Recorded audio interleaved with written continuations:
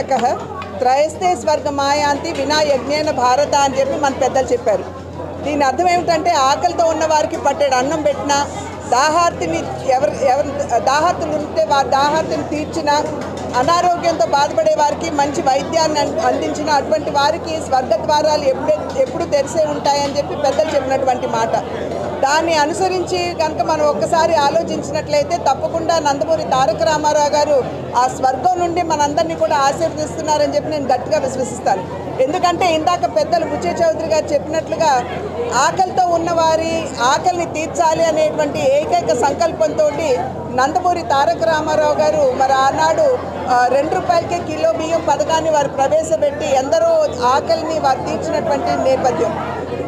అదే రకంగా వారు సమాజంలో ఉన్నటువంటి బడుగు బలహీన వర్గాల వారికి న్యాయం చేయాలి అని చెప్పి నిరంతరం వారు సంకల్పించినటువంటి నేపథ్యం.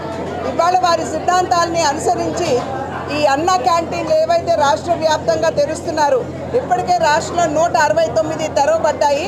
ఇది 170వ.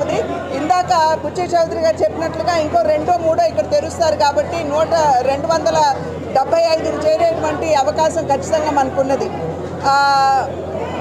తెలుగుదేశం పార్టీ ఏదైతే సిద్ధాంతాలని పునాది చేసుకుని ఇప్పటి వరకు తన ప్రస్థానాన్ని సాగించిందో అదేవిధంగా ఇంకా ముందుకు సాగుతూ అందరికీ కూడా సంక్షేమాన్ని అందించే దిశగా ఖచ్చితంగా పయనిస్తుంది.